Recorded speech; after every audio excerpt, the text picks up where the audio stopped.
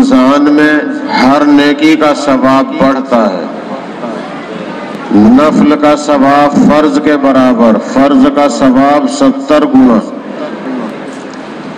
لیکن رمضان شریف کی کچھ عبادتیں خاص بھی ہیں جو رمضان ہی میں ہو سکتی ہیں، رمضان کے علاوہ نہیں. رمضان شریف کی خاص عبادت تراویح ہے.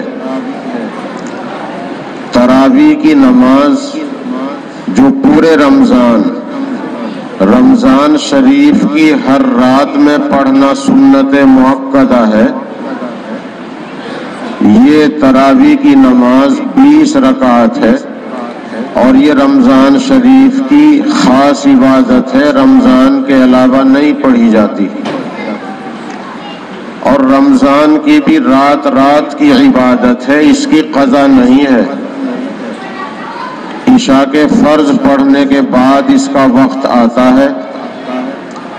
اگر کسی شخص نے عشاء کے فرض پڑھنے سے پہلے تراویح پڑھ لی تو تراویح کی نماز نہیں ہوگی، نفل بن جائے گی.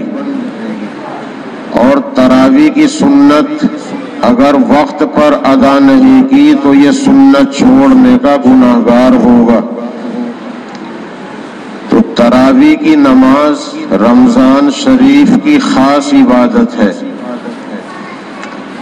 اور یہ 20 رکعت ہے، نہ 8 ہے نہ کم نہ زیادہ. جس نماز کو تراویح کہا جاتا ہے وہ نماز 20 رکعت پر مشتمل ہے. شیعہ حضرات یا وہابی لوگ غیر مقلد وہ کہتے ہیں کہ رسول پاک صلی اللہ علیہ وسلم 8 رکعت پڑھتے تھے، تو وہ 8 رکعت تہجد کی ہوتی تھی، تراویح نہیں. وہ تہجد والی 8 رکعت کو تراویح بتا کر دھوکہ دے رہے ہیں. اس لیے کہ حدیث شریف میں ہے کہ سرکار دو عالم صلی اللہ علیہ وسلم رمضان میں اور رمضان کے علاوہ میں 8 رکعت پڑھتے تھے. تو رمضان کے علاوہ میں تو تراویح ہوتی نہیں، وہ تو صرف رمضان میں ہوتی ہے. پتہ چلا کہ حدیث میں 8 رکعت کا جو تذکرہ ہے وہ تراویح نہیں، وہ تہجد ہے. جب رسول پاک صلی اللہ علیہ وسلم نے اس نماز کو پڑھایا ہے تو 20 رکعت پڑھایا ہے. اور جب سے صحابہ کرام رضی اللہ تعالی عنہم نے پابندی کے ساتھ اس نماز کو شروع کیا ہے تو 20 رکعت ہی پڑھی ہے. 1,23,000 سے زیادہ صحابہ ہیں. کوئی ثابت نہیں کر سکتا کہ کسی ایک صحابی نے یا رسول پاک صلی اللہ علیہ وسلم نے یا 10 صحابہ نے 1,23,000 سے زیادہ صحابہ میں سے 50 100 10 5 صحابہ نے بھی تراویح 8 رکعت پڑھی ہو، کوئی ثابت نہیں کر سکتا. تراویح جب سے ہے 20 ہی رکعت ہے، نہ کم ہے نہ زیادہ. اگر کوئی عرب کا حکمراں آج یہ اعلان کرے کہ 10 رکعت تراویح ہوگی تو ہم اس کے پابند نہیں، اس لیے کہ قرآن و حدیث ہمارے پاس اللہ کے فضل و کرم سے صحیح سالم موجود ہے. ہم بھارت کے مسلمان سعودیہ کے لوگوں کے بھی محتاج نہیں ہیں، ہمارے پاس دین اصلی صحیح صورت میں موجود ہے. تو اگر کوئی یہ اعلان کر دے کہ اب تراویح 10 رکعت ہوگی تو اس کی بات تسلیم نہیں کی جائے گی. تراویح تو 20 ہی رکعت ہے اور رمضان کی ہر رات میں ہے. ایسا نہیں کہ 3 دن پڑھ لی، 10 दिन पढ़ ली, 15 दिन पढ़ ली, 25 रात में पढ़ ली। अगर रमजान शरीफ 30 दिन का है तो 30 रात पढ़नी पड़ेगी, और अगर रमजान शरीफ 29 रोजे का हुआ है तो 29 रात तक पढ़नी पड़ेगी। ये मुस्तकिल एक सुन्नत है 20 रकात तरावी का पढ़ना। फिर इन 20 रकात में पूरे रमजान में कम से कम एक कुरान का पढ़ना या एक कुरान का सुनना, ये अलग सुन्नत है। अगर किसी ने कुरान पाक 3 दिन में, 8 दिन में, 10 दिन में, 15 दिन में, 20 दिन में, 25 रात में पूरा कर लिया, 27 में पूरा कर लिया, तो एक सुन्नत पूरी की है। और तरावी की सुन्नत अभी उसके ज़िम्मे बाकी है, वो 20 रकात ईद की चांद रात से पहले तक पढ़नी पड़ेंगी। इसलिए 10 दिन का कुरान या कम ज्यादा का कुरान करने वाले ये ना समझें कि बस तरावी भी खत्म हो गई। और कुरान पाक वही माननीय होगा, कुरान पाक का सुनना सुनाना वही मोतबर माना जाएगा कि नीयत बांध के पढ़ा हो, नीयत बांध के सुना हो। अगर कुरान पाक पढ़ने वाला पढ़ रहा है और लोग बैठे बात कर रहे हैं, जैसे लोग 10 दिन का बहुत सी जगह खेल कर रहे हैं, बहुत सी जगह एक रात में शबीने के नाम से कुरान का खेल करते हैं। कुरान पाक का सुनना सुनाना वो मोतबर है जो नियत बांध के पढ़ा हो और सही पढ़ा हो, साफ साफ पढ़ा हो, सुनने वालों ने उसको साफ साफ सुना हो, उनके कानों में एक एक हर्फ की आवाज आई हो, बहुत तेज ना पढ़ा हो, बहुत आहिस्ता भी नहीं, मुनासिब रफ्तार में पढ़ा हो, सुनने वालों के कान में सही आवाज पहुंची हो और उन्होंने पूरा कुरान नियत बांध के सुना हो, तो कुरान मोतबर होगा। वरना ये नहीं कह सकते कि हमने कुरान सुन लिया। अगर कुरान पढ़ने वाला पढ़ रहा है और हम पीछे बातें कर रहे हैं, और जब ये अंदाजा हुआ कि अब इमाम साहब रुकू करेंगे, हमने नियत बांध ली और फिर रुकू कर लिया, तो हमारी तरावी तो हो जाएगी मगर कुरान वाली सुन्नत मुकम्मल नहीं होगी। कुरान की सुन्नत जब पूरी होगी जब सारा कुरान नियत बांधने की हालत में सुना हो। इसलिए जो लोग कम दिनों में कुरान पूरा कर रहे हैं, इस बात का ध्यान रखें, कुरान पढ़ने वाला सही पढ़े, बहुत तेज ना पढ़े और बहुत ठहर के भी ना पढ़े, और कुरान करीम नियत बांध के सुना गया हो, चाहे आदमी बैठ के पढ़ ले, अगर थकान हो गई बैठ के पढ़ ले, लेकिन कुरान पाक पढ़े जाने की हालत में वैसे बैठा ना रहे नियत बांधे बगैर। तो एक तो इस पर तवज्जो करना जरूरी है कि हम कुरान पाक की अहमियत को समझें और कुरान पाक सही पढ़ने वाले हों और हम सही सही सुनने वाले हों, तो ये सुन्नत हमारी इंशाअल्लाह अदा होगी और मुकम्मल हो जाएगी। इसी तरह जो लोग जल्दी जल्दी कुरान पाक खत्म करना चाहते हैं कि 8 दिन में कर लें, 10 दिन में कर लें, तो उनके लिए भी ये बात जहन में रखना जरूरी है। पूरे रमजान में कम से कम एक कुरान का पढ़ना या सुनना, यह है सुन्नत। अगर अल्लाह ने हिम्मत दी है तो इससे ज्यादा भी पढ़ सकते हैं। जैसे दारुल उलूम देवबंद की मस्जिदों में एक कुरान होता है लेकिन 29वीं रात में पूरा होता है और वो नमाज को नमाज की तरह पढ़ते हैं।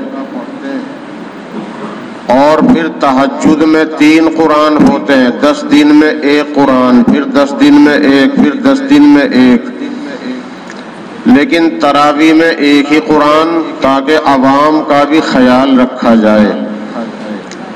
اتنا زیادہ پڑھنا جس سے لوگوں کو تکان ہو تو وہ مناسب نہیں۔ ہاں اگر 1 قرآن میں بھی لوگ تھک رہے ہوں تو پھر 1 سے کم نہیں کیا جا سکتا۔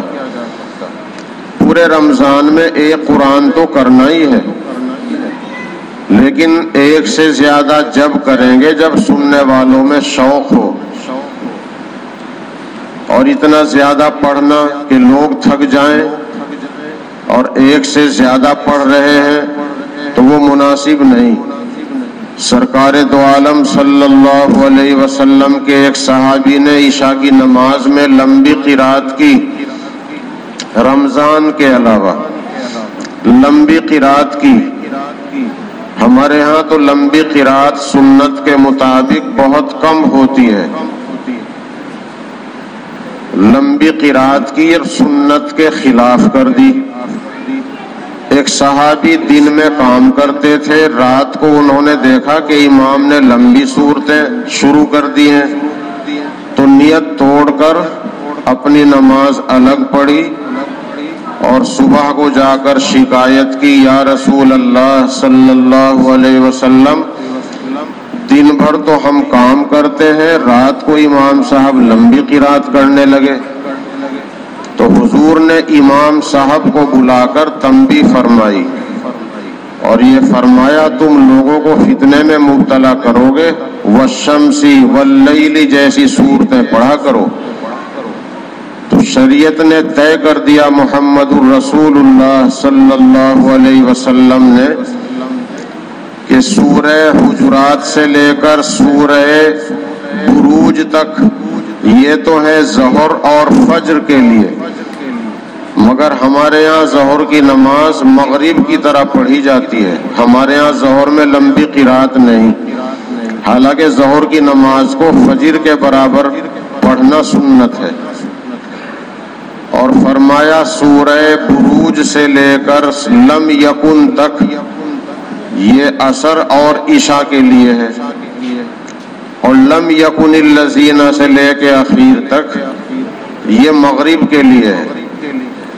لیکن حافظ قرآن کہیں اور سے بھی پڑھتا ہے، تاکہ لوگ یوں نہ سمجھے کہ بس یہی صورتیں ضروری ہیں، مگر اگر کہیں اور سے پڑھتا ہے تو ایک تو اس کا دھیان رکھنا چاہیے کہ رکوع سے رکوع ہو، رکوع سے رکوع ہو یا سورت ہو، اور دوسرے اس کا دھیان رہے کہ جتنی صورتیں شریعت نے مقرر کی ہیں ان سے کم زیادہ نہ ہو، اور حالات کے اعتبار سے آدمی موقع دیکھ کے کام کرے۔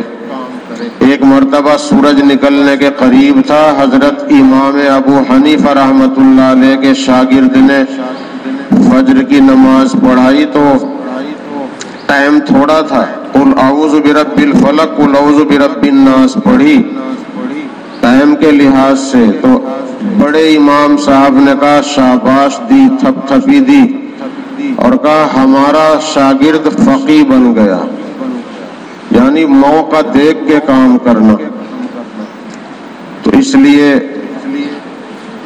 ہم اس کا بھی دھیان رکھیں، ہماری نماز سنت اور سنت کے مطابق ہو۔ تو سرکار دو عالم صلی اللہ علیہ وسلم کی یہ سنت ہے، اور تراویح کی روح ہمارے یہاں عوام میں اکثر باقی نہیں، تراویح کی روح تو ہمارے یہاں قریب قریب ختم ہی ہے۔ اصل تراویح کی شروعات کس طرح ہوئی ذرا سا اس کو سمجھ لیں، اس لیے کہ آج کل واٹس ایپ کا زمانہ ہے، فیس بک پر نیٹ پر لوگ سنتے ہیں، اور بہت سے لوگ عوام کو گمراہ کرنے کے لیے غلط عقیدے بھی پھیلاتے ہیں۔ اس لیے صحیح معلومات ہمارے سنی مسلمانوں کو رہیں تو ضروری ہے۔ نبی اکرم صلی اللہ علیہ وسلم رمضان پورے رمضان اس طرح 20 رکعت نہیں پڑھتے تھے. آپ رمضان شریف میں عشاء کے بعد آرام کرتے تھے، آرام کرنے کے بعد پھر نفلیں پڑھتے تھے. ایک رمضان میں ایسا ہوا کہ آپ نے نفل شروع کر دی تو جو صحابہ کرام مسجد میں تھے وہ بھی آپ کے پیچھے کھڑے ہو گئے، بغیر اعلان کے آپ کے پیچھے کھڑے ہو گئے تو آپ نے 20 رکعت نماز پڑھائی. اس کے بعد پھر محلے میں چرچا ہوا کہ حضور پاک صلی اللہ علیہ وسلم نے رات مسجد میں نماز پڑھائی ہے، ہم لوگ جو گھروں میں نفلیں پڑھتے ہیں وہ مسجد میں آ جائیں. آپس میں جو لوگوں میں چرچا ہوئی تو اگلی رات میں اور زیادہ آ گئے. آپ نے 20 رکعت پڑھائی، پھر اگلی رات میں اور چرچا ہوئی تو تیسری رات میں اور زیادہ آ گئے. اعلان کچھ نہیں. پھر چوتھی رات میں دیکھا، یہ رات کو آدھی رات کے بعد کا قصہ ہے. چوتھی رات میں دیکھا تو مسجد کھچا کھچ بھری ہوئی ہے. رسول پاک صلی اللہ علیہ وسلم نفل پڑھانے کے لیے نہیں آئے اور آپ نے نہ آنے کا فیصلہ کر لیا کہ میں نہیں پڑھاؤں گا. حضرت بلال نے جا کر کہا لولا نفلتنا یا رسول اللہ، اے اللہ کے رسول آج بھی ہمیں نفل پڑھا دیجئے. تو آپ نے فرمایا کہ تمہارا شوق دیکھ کر میں یہ سمجھ رہا ہوں کہ اگر میں نے پابندی سے یہ نماز پڑھا دی تو یہ نماز بھی فرض ہونے کا اندیشہ ہے. جو تمہارا شوق میں دیکھ رہا ہوں اگر میں پڑھاتا رہوں تو میری تائید ہو جائے گی. اگر میں نے تائید کر دی اور پڑھاتا رہا تو یہ نماز بھی فرض ہو جائے گی، میری امت کی مشقت بڑھ جائے گی. جزا اللہ عنا محمد ما ہوا اہلہ، اللہ ہماری طرف سے ہمارے نبی کو بہترین بدلہ عطا فرمائے. تو یہ سوچ کر آپ نہیں آئے کبھی یہ نماز بھی فرض ہو جائے.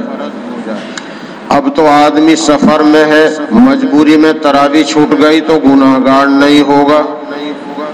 بیمار تھا نہیں پڑھ سکا، چھوٹ گئی، گناہگار نہیں ہوگا.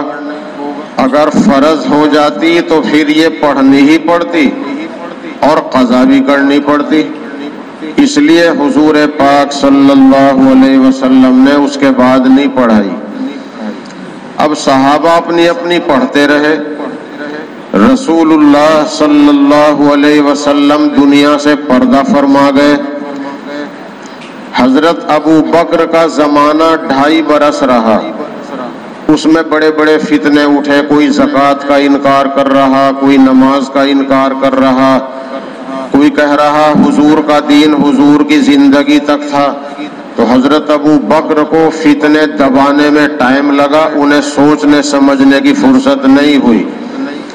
حضرت ابو بکر کی وفات کے بعد جب حضرت عمر رضی اللہ تعالیٰ عنہ کا دور آیا اور وہ گدی نشین بن گئے، خلیفہ بن گئے، تو اب ان کے زمانے میں سارے فتنے دب گئے.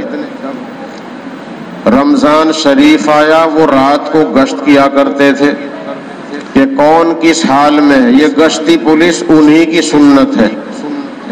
حضرت عمر سے ہی سبق لے کر یہ رات کو پولیس کا گشت بعد کی سرکاروں نے شروع کیا ہے.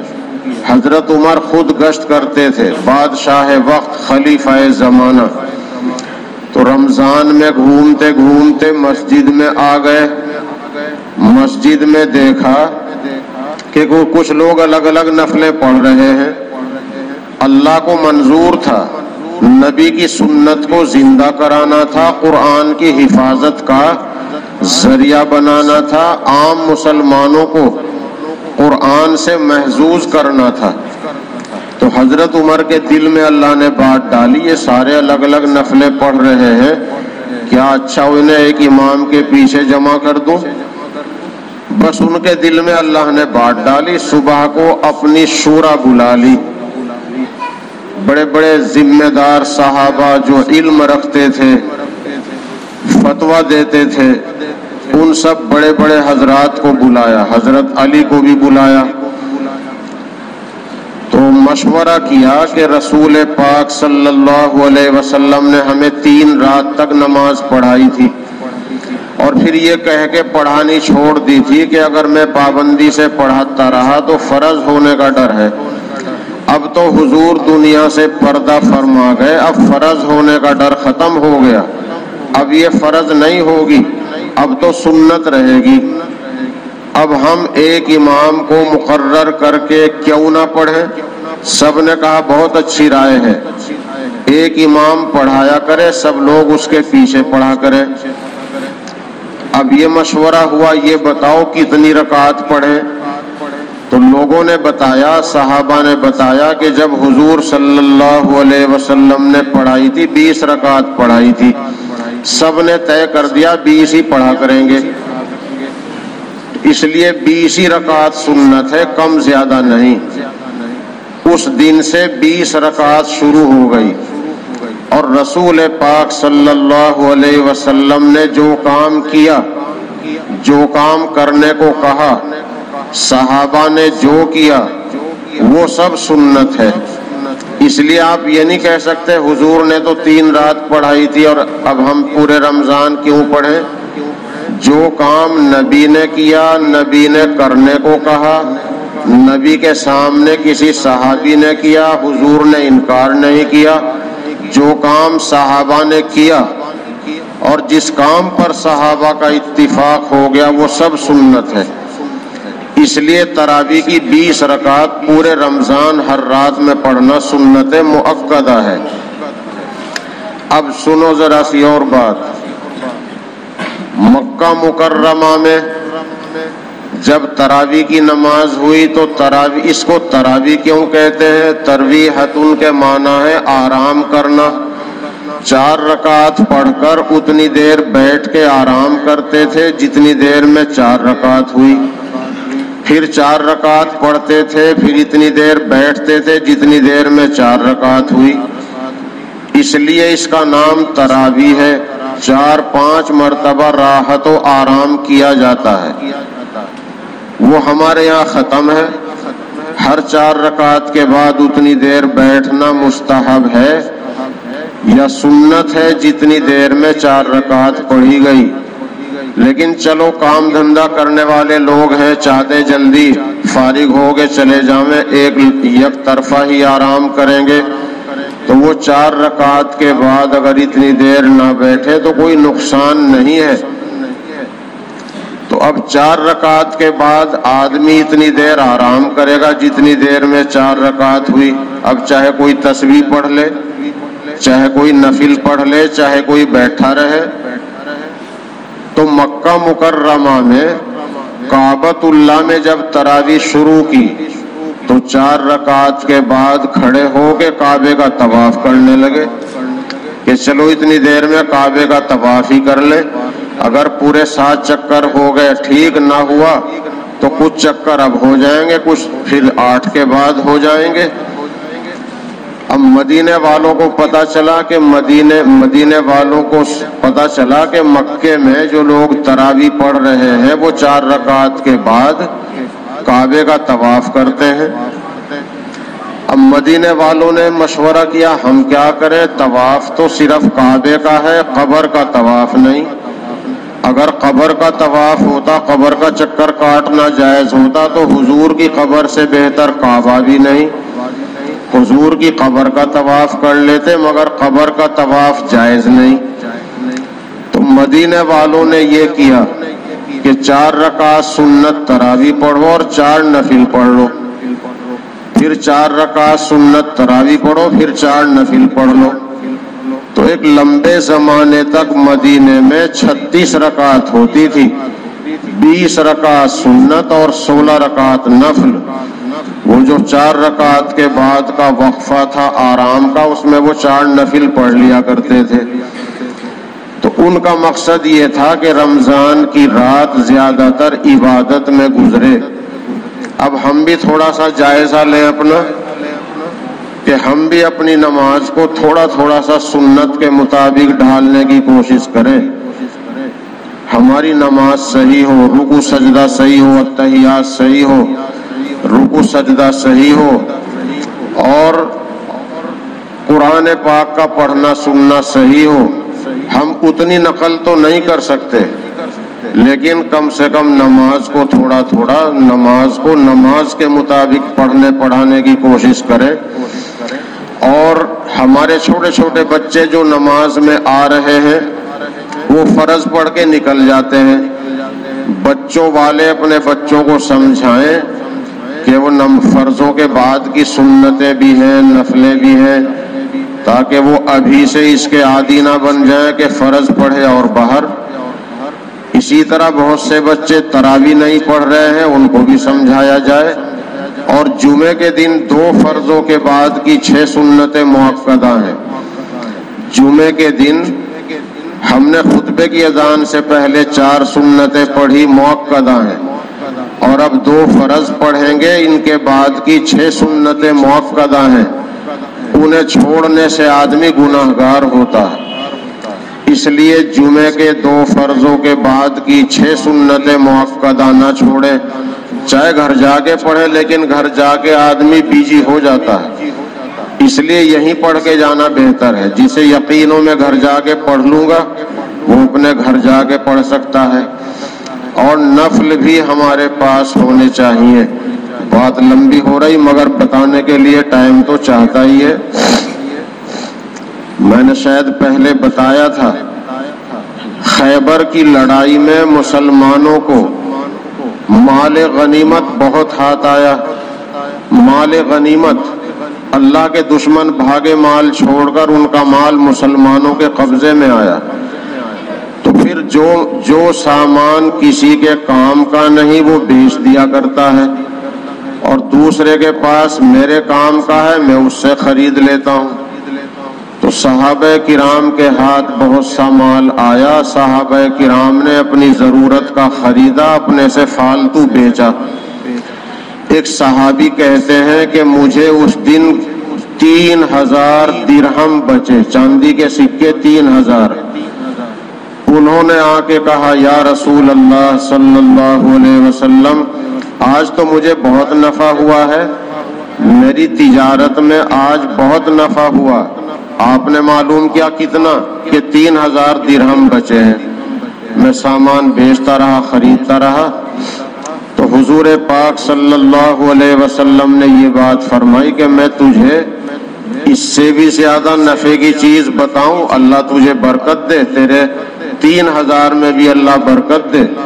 لیکن اس سے بھی زیادہ نفع کی چیز یہ ہے کہ فرض نماز کے بعد 2 نفل بھی پڑھ لیا کر.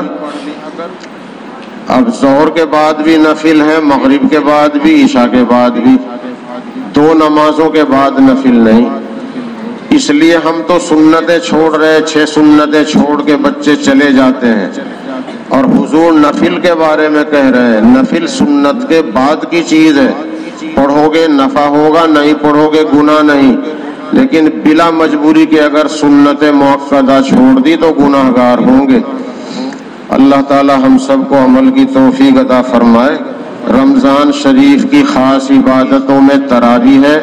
یہ رات رات کی عبادت ہے، اس کی قضا بھی نہیں. سحری کی بندش تک اس کا ٹائم ہے.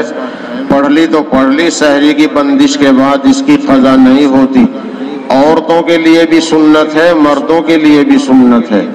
اور باقی روزہ ہے، اعتکاف ہے، زکوٰۃ ہے، فطرہ ہے، یہ سارے مسائل رہ گئے جو آج کی مجلس میں بیان نہیں کیے جا سکتے. بس فطرے کے متعلق اتنی بات، فطرے کی قیمت 33 روپے ہے. احتیاطاً 35 روپے ادا کر دیں. 33 روپے بیٹھ رہا ہے، احتیاطاً 35 روپے دے دیں. وہ لوگ یوں سمجھتے ہیں کہ جتنا بیٹھتا ہے اس سے زیادہ نہیں دینا. نہیں، زیادہ دیں گے تو ثواب اور زیادہ ہی ہوگا. پھر فطرہ کشمش کا بھی تو ہوا کرتا تھا، کھجور کا بھی ہوا کرتا تھا. کشمش کا دیکھو کتنا بیٹھتا ہے. اللہ تعالیٰ سنت و شریعت پر عمل کی توفیق عطا فرمائے. وآخر دعوانا الحمد للہ رب العالمین.